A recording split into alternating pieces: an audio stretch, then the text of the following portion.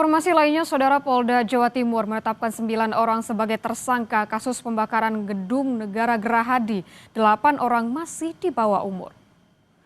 Polisi menyebut 9 orang tersangka terlibat dalam aksi pelemparan bom Molotov yang membakar simbol pemerintah di jantung kota Surabaya.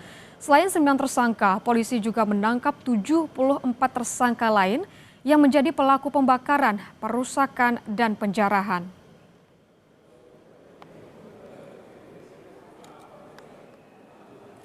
Berperan dalam membuat bom Molotov sebanyak 5 buah. Jadi ada 5 buah bom Molotov yang dibuat oleh pelaku bersama 4 tersangka yang masih di bawah umur. AIP ini juga berdasarkan hasil pemeriksaan diduga sebagai eksekutor pelemparan bom Molotov ke arah gedung Negara Gerahadi.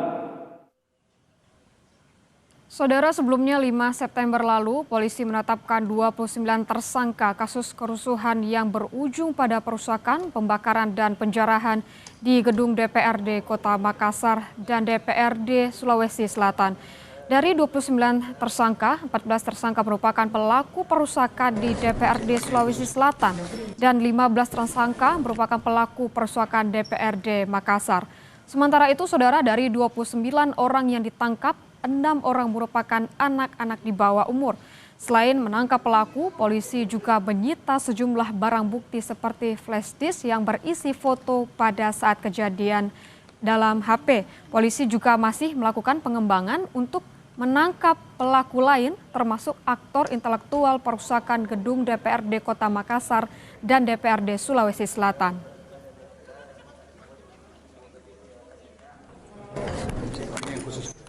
Ada flash disk yang isinya semua rekaman CCTV dan juga kita menganalisa dari semua media sosial yang waktu itu sedang live. Polisi masih melakukan pendalaman apakah ada aktor intelektualnya dan siapa orangnya. Nah, ini masih terus dilakukan penyelidikan.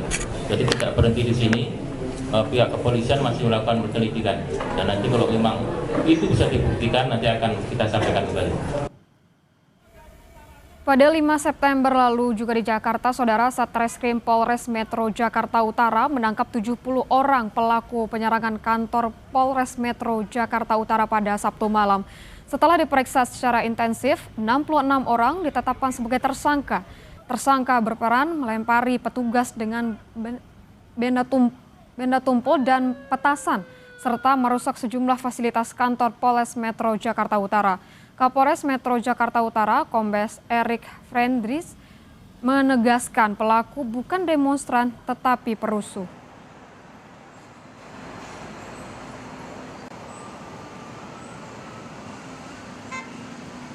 Menetapkan 66 tersangka yang kami tahan. Jadi tolong digarisbawahi, ini bukan demonstran tapi perusuh yang tiba-tiba menyerang Mapolres. Perannya itu ya melakukan perusakan, kemudian pelemparan dengan barang bukti yaitu antara lain ada bekas bom Molotov, kembang api dan segala macam. Kalau yang 66 ini apakah semuanya warga Jakarta Utara atau gimana Pak Polres? Ya, macam-macam. Jadi ada yang dari Jakarta Utara, kemudian ada dari timur, selatan, dan dapat dari berbagai daerah di Jakarta khususnya.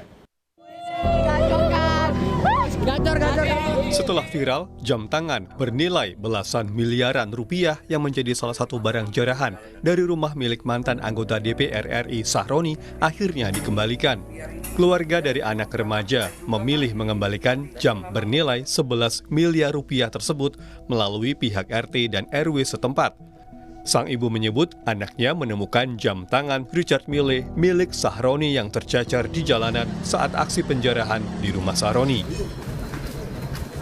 Dia ngambil beberapa barang dan barang itu terjatuh dan dia ambil aja. Waktu itu dia menemukan tasbih dan jam tangan itu. Di RT saya minta koordinasi juga sama RW, saya mau mengembalikan. Akhirnya viral dan saya tahu ternyata harga jam itu fantastis sekali gitu. Dan itu kita juga sempat kaget, sempat shock gitu kan. 1 kali 24 jam itu ada di rumah kita pun kita nggak bisa tidur gitu. Karena kita ternyata itu bukan barang hak milik kita gitu kan. Sementara mantan anggota DPR yang juga selebritas Surya Utama atau Uya Kuya mengaku telah mendapatkan beberapa kucing yang sempat hilang dalam aksi penjarahan yang dilakukan massa di rumahnya. Uya Kuya juga sempat berkoordinasi dengan pihak RT dan RW di rumahnya untuk membantu jika ada mengimbau kepada warga yang menemukan kucing miliknya yang masih belum kembali. Tak hanya kucing, polisi juga mengumpulkan sejumlah barang yang dijarah dari rumah Uya Kuya. Polisi juga sudah menangkap sejumlah pelaku penjarahan rumah Uya Kuya. Ini udah ada cari tahu belum sih Mas Rio? Kucing tadi juga ada RT, ibu RT dari tolong karena ini lokasi ibu ini juga tetangga dekat-dekat kita juga nggak jauh. Tadi diimbau bahwa kalau seperti ada kesadaran dari pihak-pihak pelaku yang mengambil, terutama kucing, foto-foto, surat-surat berharga gitu kan ya, segera bisa dikumpulkan informasi ke RT atau ke RW masing-masing. Dan kalau kucing sekarang fokus saya emang urus keluarga saya, mertua saya, ibu saya, karena itu kan tempat tinggal orang tua, mertua saya juga di rumah itu juga, dan urus mencari kucing-kucing saya yang hilang. Polisi juga telah memeriksa sejumlah orang yang diduga terlibat dalam aksi penjarahan rumah Menteri Keuangan Sri Mulyani. Sebelumnya, beberapa pemuda sempat mengembalikan barang ke rumah Menteri Keuangan Sri Mulyani. Mereka mengaku menemukan barang tersebut di jalan, namun setelah diperiksa, polisi menemukan bukti keduanya terlibat dalam aksi penjarahan rumah Ibu Sri Mulyani. Yang mengaku menemukan barang hasil curian yang dilakukan di kediaman Bu Menteri. Dan dia bercerita bahwa barang itu ditemukan yang kececer di pinggir jalan. Sambil kita mengecek-ngecek video yang viral, sehingga ternyata ada foto mereka berdua. Artinya kedua orang ini tertangkap layar ikut terlibat dalam proses penjarahan malam itu Bang ya? Ya, hasil pemeriksaan yang dilakukan oleh Reskrim pada saat itu memang terbukti ada video yang beredar.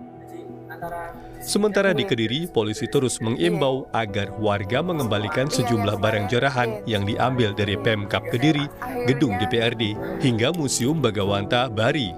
Sejumlah barang jarahan sudah dikembalikan warga, namun sejumlah artefak bersejarah dari Museum Bagawanta Bari masih belum ditemukan. Tim Liputan Kompas TV.